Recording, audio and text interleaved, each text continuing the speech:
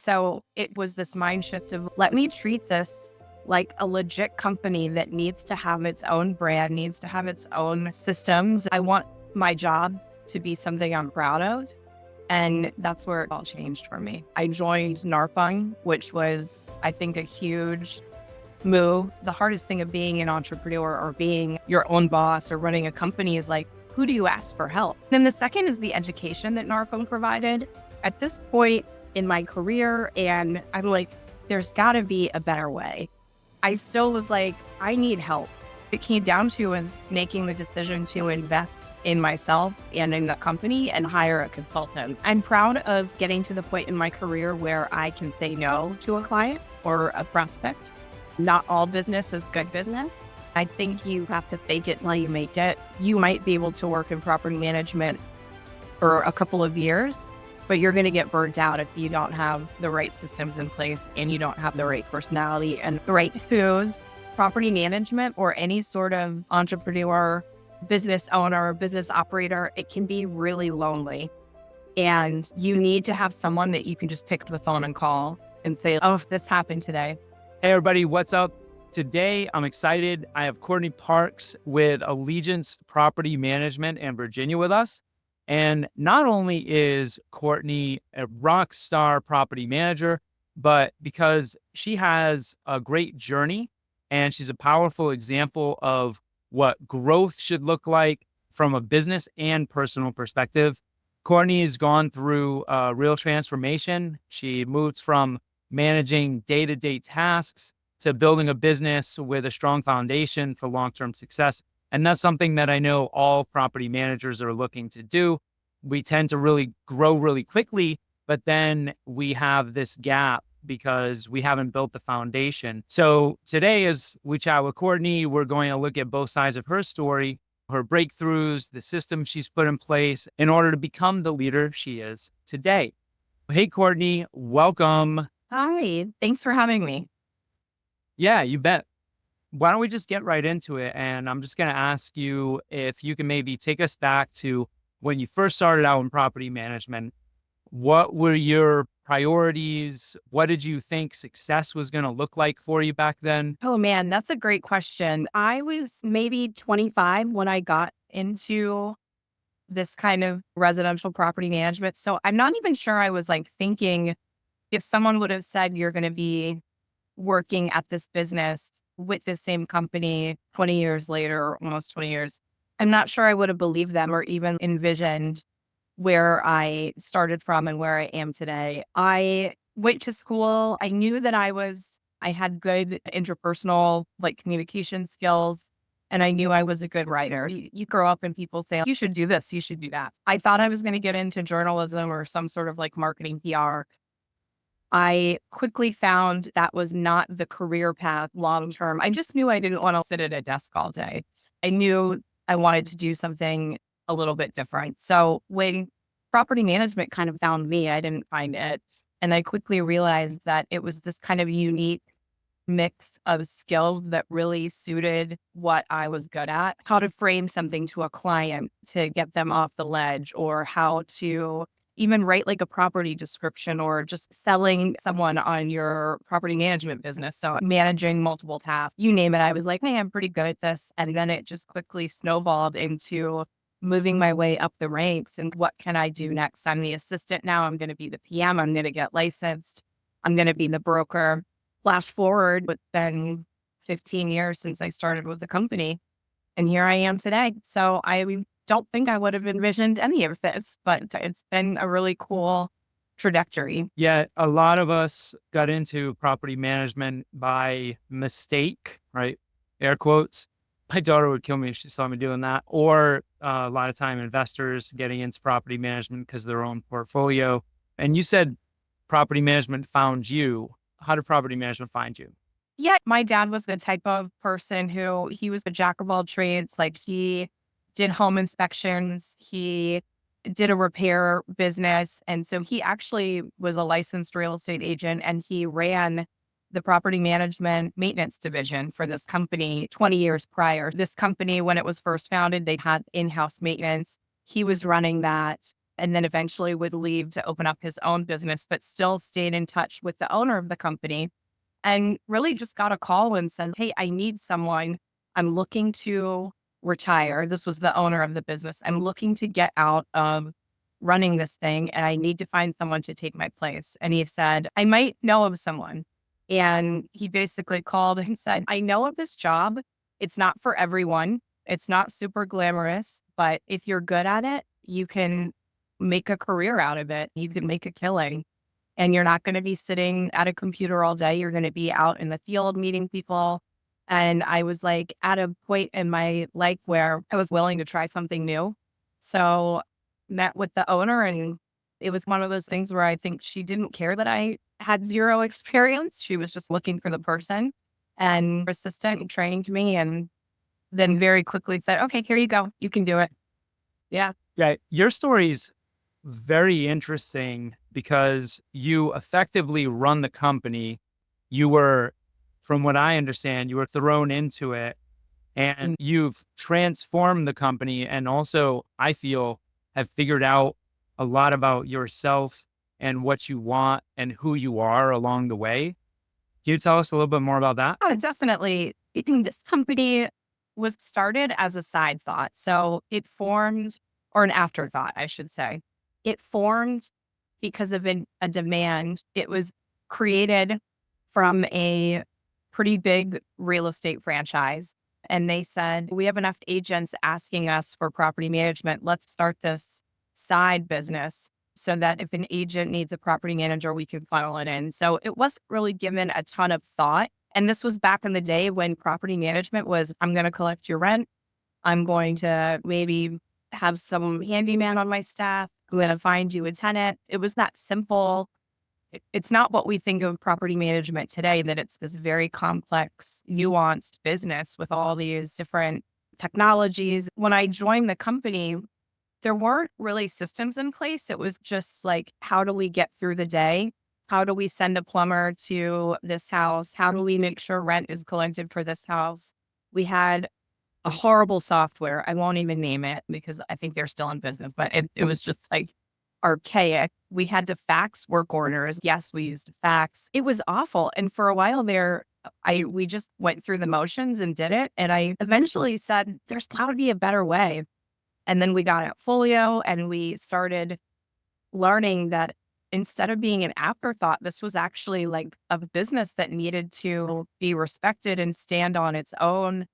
And a lot of that mindset for me shifted from property management not being like a job that I was proud of saying. Like in the beginning, I felt like I was embarrassed about my profession, which sounds silly. Real estate, people think of real estate as sales. They think of these huge real estate agents who are like buying, flipping houses, representing sellers. But property management is real estate. And so it was this mind shift of, let me treat this like a legit company that needs to have its own brand, needs to have its own systems. And that's where I decided something clicked, where I want my job to be something I'm proud of. And that's where it all changed for me. How long ago do you feel that moment happened? Oh, geez, probably later than it should have. I did a lot of growing in between the first 10 years of working with the company. A lot of it was just survival mode. I also got married. I had children, but I would say around 2017, 2018, I really started to get serious about the company. I joined NARPM, which was, I think, a huge move. I wasn't finding the networking opportunities and the community opportunities in my local realtor association, just because they didn't really recognize property management a ton under their kind of real estate branch. I almost did the air quotes. But so I heard about NARPM and I gave it a shot. I went to a meeting, and I would say it was a slow burn for the first couple of years in NARPM, but that's really the start of me being like, I think I can do a better job at this. When you first were introduced to NARPM, what would be one or two ahas that you had, and how did that change the way you thought about property management? I think the first one would be meeting people that were doing the same thing that I was doing, and especially women my age. that were really entrepreneurs, completely running their own companies. I don't know where to turn to. I think the hardest thing of being an entrepreneur or being your own boss or running a company is like, who do you ask for help? I have partners in my company, but they're not involved in the day to day. They're not boots on the ground, like seeing what I'm seeing. Being able to meet people and become friends and connect with, you would think they're your competitors, but they're really not. They're more like your supporters. Meeting folks in my industry and becoming better because of that. And then realizing that as a whole, it really elevates what you do and your industry.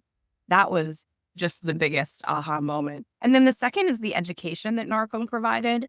I had no idea that they offered conferences. And so I went to my first conference was broker owner in, I think it was 2022. So actually it wasn't too long ago, but I went to my partners and said, I think it's worth it if I give one of these a shot. And that was like a life-changing conference for me. I walked away with idea of international talent, remote team members, resident benefit package. I mean, just my mind was blown. It was like the content and the education and the resources that I needed, but I didn't know how to find. I found it through NARPM. And you had them all in one place. Yeah, seriously. From there, it really snowballed. So it was like slow from 2018 to 2022, and then kicked it into overdrive since then. Yeah, you really have been waking up, kicking some ass, and then And what would repeating. repeating? Yeah, Yeah. that's right. Put it on repeat. I know that when we first start talking to other people who have been through or are going through the same problems, sometimes it's hard for us to be vulnerable and to let people know this is where I'm at or to ask questions. Did you feel any of that? And if you did, how did you deal with that? Yeah. The first year of my involvement in NARPM, I was really quiet. I was very intimidated. And the only way that I was able to force myself out of that was to force myself into a leadership position. I'm not going to become a better person by just sitting and watching these people or just keeping my head down and working. I so I decided if I'm going to be a part of these communities, I needed to have a say and become a part of the board. I've also done that with my local real estate association. So I flipped the page on that and said, I'm telling myself that I'm not happy with the content they're providing. Maybe I need to force them to give me the content I need. So I ended up joining some committees on my local and state real estate boards or associations, like some committees, property management council, standard forms, because I'm like, my forms, they don't work for me because I'm a property manager. So now how can I insert myself? So now instead of being quiet and afraid, I'm more like, hey, I'm here and I want you to know I'm here. Ooh, I like that. Yeah. You will know Courtney is here. Yeah, exactly. I am Courtney. Hear me roar, or just Damn. playing a little bit now. Constructive criticism. I love it. Okay, so now Courtney's here. Hear me roar. You're ready to really explode, but at the same time, just knowing your story, you're doing everything. You're all hands. You have to touch everything. And there was, I don't want to say a bit of a mess, but there was like a lot of work that needed to happen because you needed to focus on the business and you were just way too in the business. What was that like? And what was that turning point for you? Yeah, it was a mess. I was still doing work orders and it was just like, I was like, what am I doing at this point in my career? And I'm like, there's got to be a better way. And for all of the classes and networking and education, I still was like, I need help and I need to figure out how I can do what she's doing. And that's what also happened is the more I got involved with the networking communities or the NARPM communities and meeting other people, I'm like, I'm just as good as them. How do I do what they're doing? And what it came down to is making the decision to invest in myself and in the company and hire a consultant. So that was, I would say, the second turning point for my kind of what the hell am I doing moment. And that was about a year ago when I ended up signing up with BetterWho from the Better Team Consulting and executive coaching, because aside from the Better Team Consulting, that's been obviously a game changer in helping me structure my company and having those questions answered. But I needed a boss. Like, as much as I like being my own boss, it's also lonely in a lot of ways. That's what really has cleaned up my business and turned me into more of a leader versus just someone who's an employee. And that makes sense. You needed a guide, you needed a partner, you knew you had everything, but higher level of accountability because you wanted to really step on the gas and work on the business. So specifically, what were your expectations when you were taking this journey? Because it's a big leap for anyone to say, all right, I'm going to allow a company to get inside of my business and not really know what to expect, but have a certain level of trust.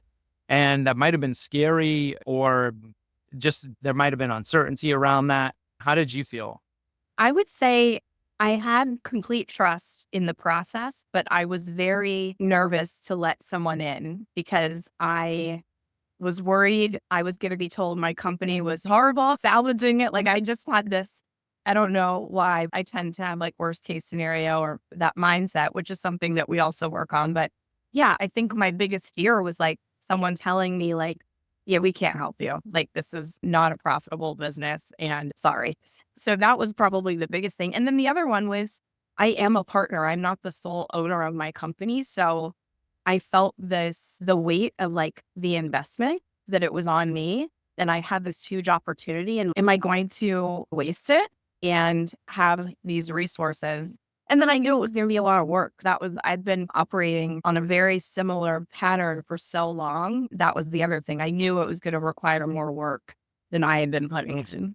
So all of those things combined, it was like, you have to do something. I was talking to Michelle yesterday and I'm like, our meetings for me are like going to the gym. I'm not always looking forward to it, but I feel better when they're done because I know that it's good for me.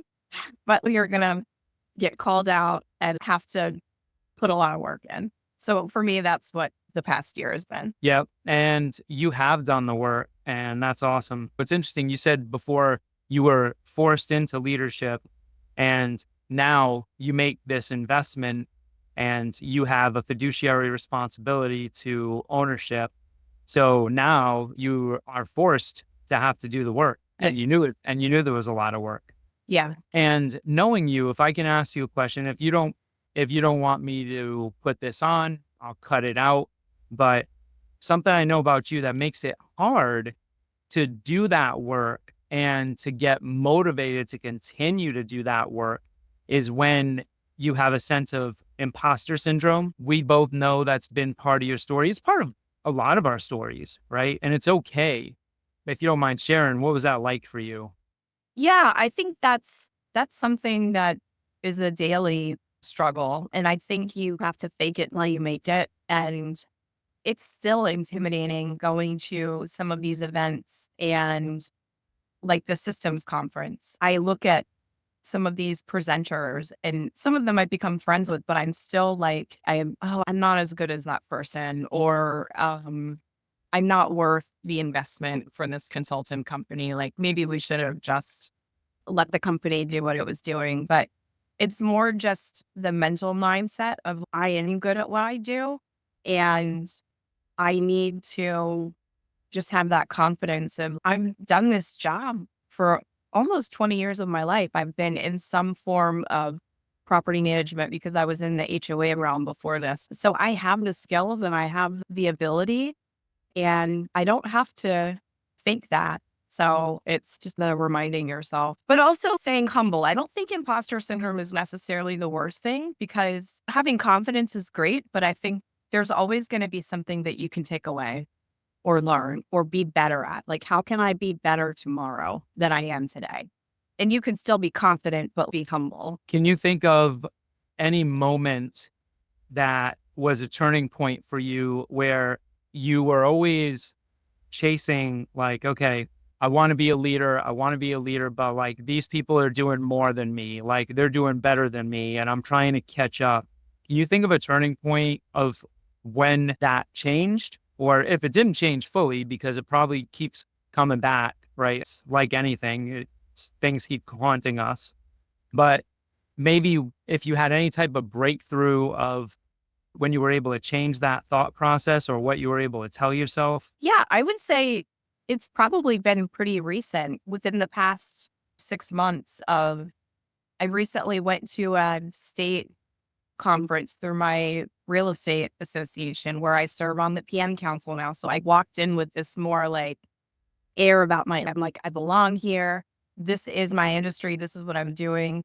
And it was honestly one of the first times I left and felt like I wasn't blown away by everything that I had heard. I felt more like I was on the senior track for the education. Not that I wasn't learning from the conference, but previously, I think my first broker owner, I felt excited, but also I was like, holy crap. What do you mean you hire someone in a different country? And now I'm more like, yeah, I knew that in a way. Yeah. There's this feeling that a lot of us have, a lot of people with your drive, and it's, I want to be there. I want to be there. What is there? And how do you know when you get there? And it sounds like you recently had that realization. So we went back 20 years ago. You started in property management. 15 years ago, you started with a company that you're with. 2017, boom, big spark.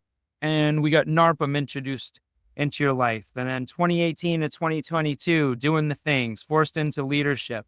Recently, a complete badass. So we see this transformation, and let's focus now just on this past year of specific things that you have done that have completely transformed your business. Because we know there was this writer that had to deal with imposter syndrome, have to figure stuff out, and have to find the right people to have around them. Now, all of these things are taking place, and you've always embraced delegation, bringing on team members like you brought on one of your remote team members, Salvador, and he, I think, started with leasing and renewals. Tell us about Salvador. Was he your first remote team member? What does he do? What kind of impact has he had on your business? Yet he wasn't my first remote team member. We dipped our toe. Like I was very nervous about the concept of a remote team member. And back in, I guess, 2022, when it was more of like a VA world we were living in, we hadn't really gone onto the idea of like, your international talent, this is your employee. I went through kind of one of those like contracting companies that they give you someone and you pay a flat fee. And it was a good way to start, but it definitely wasn't the same experience as hiring my own employees. So I would say Salvador is really the first employee that we have brought on through the BetterWho hiring process. And we brought him on in January. He has just transformed my idea of what's possible or what's capable in a team. We've already promoted him to, I think his new title is going to be like client success manager, resident success manager. He's just like fantastic. And I was still doing rental applications. Like, why am I doing rental applications? I was answering the phone. It was just these things where you say it out loud and you're like, why didn't I think that there was something I could have done different beforehand? But we don't know what we don't know. And sometimes we do what's familiar. So I would say bringing on remote team members was a huge game changer. But a part of that was also using the consultant company to create an organizational chart and really dive into job descriptions and how am I going to organize my company. We had 3 people a year ago. It was myself, my property manager, and a bookkeeper, essentially. And so now we have different departments. We have leasing and maintenance and accounts. It's wild. And I feel like the experience for our clients and our residents, it's translating to the type of team we have. We started integrating more technology. Like I was playing around at Lead Simple, but not really utilizing it to the fullest. We figured out just how to application screening process, something as simple as that, but the ability to create processes. Once that was done, that completely opens the door for who you can bring on because you already have the math in place of how to do something. And then I went back to the roots of how I got hired. I'm hired for personality. I'm very much sold that property management, it's not rocket science, but it is a people first industry. And you have to have a very unique skill set to be able to last in it. You might be able to work in property management for a couple of years, but you're going to get burnt out if you don't have the right systems in place and you don't have the right personality and the right who's, as you guys say. I love that. Who's the right who for this position? Yeah, Courtney's been with us in Better Team Consulting for about a year. And January is when Salvador started. Right now it's October 30th. So he's been with Courtney for about a full 10 months. How many remote team members do you have right now, Courtney? I have three. Okay. So 3 remote team members.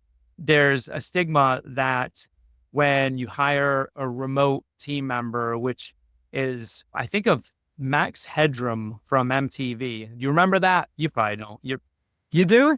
Okay. All right. Thought I was dating myself. I still am, I'm sure. I'm But dating both of us.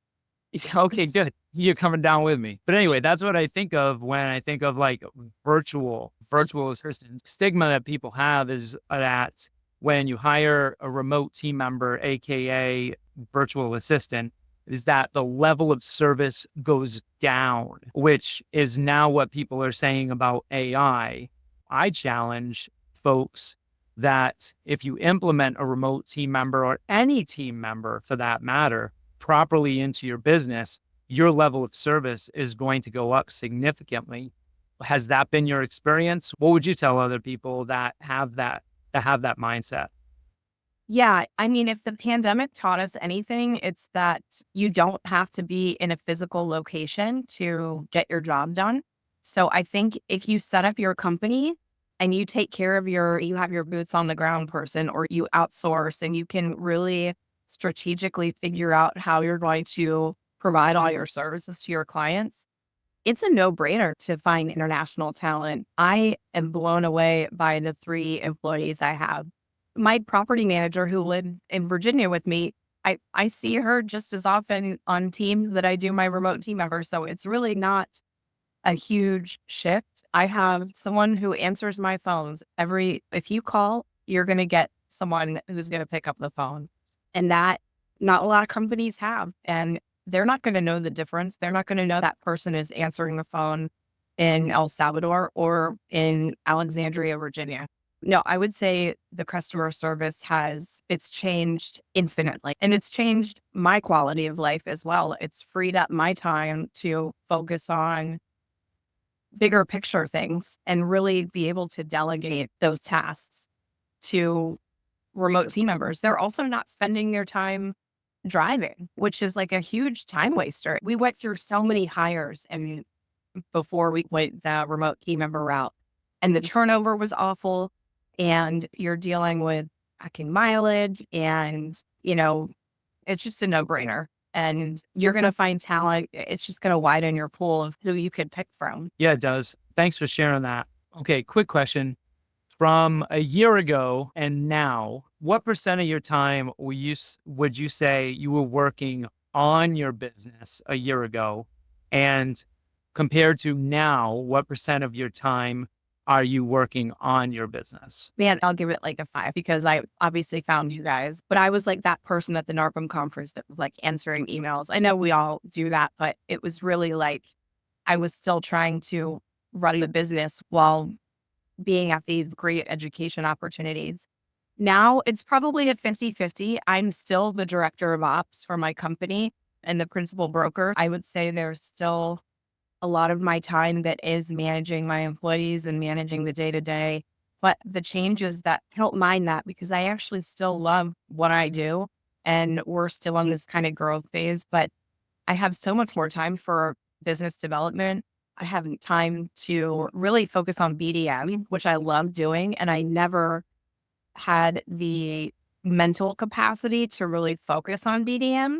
Our business stayed afloat through referrals, but that was about it. And now it's like being able to follow a lead and track them and seeing where they're coming from and having an automated calendar that clients can schedule on. Just such small changes made such a huge difference. So yeah, I would say I'm probably about 50-50. I'm hoping in the next maybe 2 years, it'll be like a 25/75. And then eventually I can, be at a point where I really only have to do what I want and have a self-sustaining business. It's hard to see myself walking away fully. I feel like I'm just starting in a way, and I'm excited to see where it goes. So I'm not ready to take too much away right now. That is what makes it exciting. When you really enjoy the journey that you're on, you don't want it to stop. So completely get that. All right. So let's say somebody has 150 doors. They're either a solo operator or they have someone working with them that's local. If you were in their shoes, what would your first hire be? A great question. My first hire would probably be a leasing assistant. I just listened to a pretty familiar speaker that's big in the NARPM group. And he said, don't hire an admin assistant or don't call them an admin assistant because they're not going to know what they're supposed to be doing. And you're not going to know what you want them to do. So it's just going to be them showing up every day. So I would say really look at your tasks and what you are doing on a daily basis. But I think that first point of contact, whether they're a leasing assistant combined with a tenant or customer relations person, but answer your phones, take your leads, process your applications, get your listings in the system. That's the base level of that you can get off your plate. And that's what's going to keep your doors coming, right? Like that way you can still do your BDM work. Assuming you already have a bookkeeper or you've outsourced that, that would be my first hire. And that's a perfect position for a remote team member. And then from there, as your business grows, or you could have them helping with work orders until you have enough doors to facilitate a maintenance coordinator, that would be another great hire. I feel like leasing and maintenance are the two biggest headaches in property management. And just having someone that a tenant can call and speak to, they still want to call, even though we think they all text and want to email us. Someone still wants you to answer the phone. Yep. It's always a good event. Yeah. Yeah, we know they do. Cool. Yeah. Sounds like you actually have a pretty clear roadmap for someone. And it sounds like offload all the things that you shouldn't be doing that someone else could do, define that role and put a label on it and be specific so that they know what they're doing, and do that while you continue to grow because you still need to be adding doors. A lot of people make the mistake of thinking that they need to fix certain things or do certain things before they grow. And yeah, I mean, you can make that mistake and you can have a mess, but continue to bring on numbers. But do you agree or disagree that if you're working at building your systems and your processes, do you feel that you can still give a high level of customer service and while you're growing and trying to fix those things? Yeah, I think so. I think, I for the longest time I used to say I'm not focused on growth because I want to focus on the company first. And that's silly because I think you can do both at the same time. You're always going to have churn. So the idea of not taking on any business until your company is perfect, it's never going to be perfect. Also, the industry changes so frequently. No one was talking about AI 2 years ago, right? No one was talking about automation or remote team members. And we have no idea what it's going to look like 2 years from now. So let's say you spend the next year getting everything perfect or whatever you think. Something new has got to come out that you're going to have to learn anyways. And you're going to have to adjust and pivot and be ready for the next change. I'm still working on my processes. So I've still been able to make progress while doing that. I mean, the perfect example of that, right? Yeah, but are processes ever done? They're always going to be improved and fine tuned. Yes. I think it's probably more important to have your policies set, especially if you're bringing on employees, because if your team needs to know, what the rules are, right? That you can't steer from that, especially from a liability standpoint and fair housing. So it's more important that at least you have an idea of what your policies are, and then you can refine your processes and your systems as you go. Also, what works now might not work at $200 or $300. Yeah, it's the idea of you're never done, right? Yeah. And I like how you said that too. People need to know the rules of the game and they need to know what determines success and have a scoreboard And that's part of building the team. It's part of what we've done with you and worked on. Let's talk about you being proud of something, right? Really, what's been a highlight for you? What have you been most proud of that you have been able to accomplish in the past year? Oh man, I have been proud of my team and managing as big of a team as I'm managing. I never would I didn't really step into the boss role easily. And so making myself more of a boss and kind of trying to adopt the form of EOS and having weekly meetings and one-on-ones and giving feedback and trying to really be that voice and guide for the company. I'm proud of myself for that. I'm proud that we, as a company, we've had a great year with bringing on doors, and a lot of them have been organic through our Google reviews. Super proud of those because that's like a work of love. We've increased our revenue per unit since we started a year ago. We've been able to track that and see that go up, and our doors have been pretty consistent. So that told me that we're becoming more efficient and we are taking on better quality properties. And I'm proud of getting to the point in my career where I can say no to a client or a prospect. Not all business is good business. And that also being okay, as you've taught me, not all churn is bad. So sometimes it's okay to let someone leave us. I'm proud of you because a year ago, you wouldn't be using words like revenue per unit, and you wouldn't be able to state it so clearly that it's okay to say no to a client and it's okay to have churn, and that your door growth has been steady and not even steady, but increasing. And now that you're freed up and you have 50-50 working on your business for capacity, you're really able to double down on adding new doors. And you're fortunate because you have a lot of foundational leadership skills. You probably, knowing you, you probably tell yourself that you don't a lot, but I keep reminding you that you do. Yeah. But a lot of property managers don't. And you really need to be a good leader in order to, or learn how to be a good leader, fake it till you make it. What would be one piece of advice that you could give a property manager that doesn't feel like they're a good leader in order to help move them in the right direction? Oh, geez. I'm not sure I have an answer for that other than just what you were saying, act like a leader. I still don't think I'm a great leader. And that's, again, the mindset that you fight with every day. I think it's just having that confidence to lead the team meetings and delegate. And for me, it's been seeing the outcome, the benefits of it. I think happier employees and a happier clients. Let me ask you differently. What do you do in your one-on-ones? I try to just talk to my employees. I let them use the time for how they'd like to use it. For my remote team member in particular, I really try to use it just to get to know him better because we don't have that and we've only known each other for 10 months, whereas my property manager, we've known each other for 10 years. She likes to get down to business, but that's also, we're not used to doing one-on-ones. So her and I are both coming from the place that we only talk about what's on the punch list. Really, it's like, how is their week going? Tell me about your week. Tell me about your day. And then it's also an opportunity to say, like, how's your position going? Like with Salvador, I had a conversation like, do you see yourself in a different position? What would it look like if we moved you to this? Do you want to take on more? And so I had that opportunity to have a conversation openly about, what he was or wasn't able to, or what he wanted to do. I had one of my employees that I've had with the longest, she worked full time for us. And this was a product of trying to scrape by with a small staff, and we kept throwing stuff on her. She originally started as part-time, and we created this full-time position for her because we're like, we need someone to do this. We need someone. And we had a honest conversation about her going back to part-time. This is what I want to do. And it worked out better for both of us.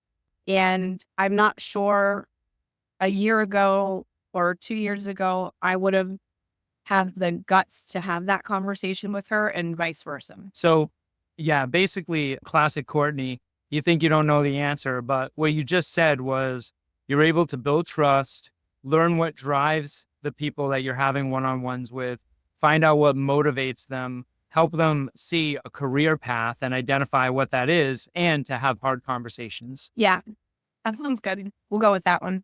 Yeah, we'll go with that. She said. It's what she said, Courtney. Even if it's not what she said, now it's what she said. Yeah. Cool. Wrapping things up, I want you to be able to give some advice to anyone who was in your shoes. Why don't we first start with what would be one piece of advice you would give your past self when you were really trying to figure shit out and didn't have the confidence and was just like working in your business tremendously? Yeah. My first piece of advice would be find your people.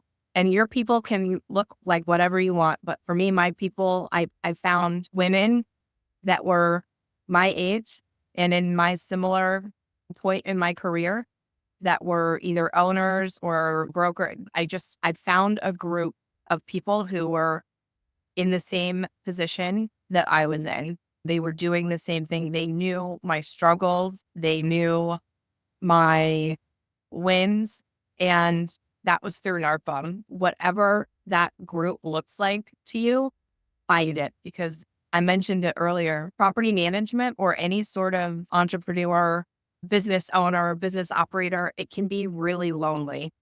And you need to have someone that you can just pick up the phone and call and say, oh, if this happened today, I don't know what to do, or I just want to vent, or I'm thinking about hiring this position instead of that. And having someone on the other end who I can bounce those ideas off it was like food for my soul, like my professional soul. You asked me for 3? That's one thing that you would tell your past self, and then share whatever. It could be 1, 2, or 3 things that you would want anyone to know that is looking to make the improvements that you made in your company. Okay. The second would be put yourself out there or ask for help, whether that's find a mentor, find a coach, hire a consultant company.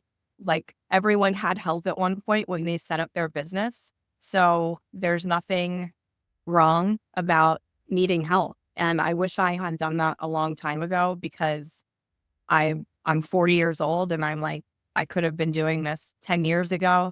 So yeah, I would say ask for help. The third one would be put yourself out there, which I think I said in the first one, but you have to give in order to receive. And that sounds really cliche, but the more that you give of yourself, whether that's a volunteer position, whether you're joining a committee on your real estate association, or you are serving on the board of a chapter, you're doing a nonprofit, you are finding something that connects you to your community, it's going to pay you back in one way or another. It will help your business and it will probably help your leadership skills, your networking. So I just think that between those 3 things, would find your people, ask for help, and put yourself out there and give back. Those are really great tips that I think that a lot of business owners don't hear. Normally, the things that we hear or see or do as property management business owners, we'll go to a conference and we'll see all these people are doing all the things. And then we think we have to come back and do all the things, but we don't know what to do or in the right order. And we don't have anybody to bounce that off of. And your advice to have the people that you can bounce off of, to ask for help, to have a guide that helps you do the right things at the right time, and being able to serve, getting involved in NARPM has really helped you and helped you connect at a deeper level. And I would imagine, I'm going to put words in your mouth, has fulfilled you, just knowing who you are, fulfilled you and reinforced the fact that you are a leader and you are strong. Always appreciate spending time with you, Courtney. Thanks for sharing for everyone that's listening and watching so that they can benefit from your story. No, thank you. This has been a really fulfilling conversation to have, because sometimes we have to remind ourselves where we started. Even if we feel like we still have a ways to go, it's really nice to see where I'm at. And a lot of that is thanks to you. Thank you. Thank you, Court. See you soon.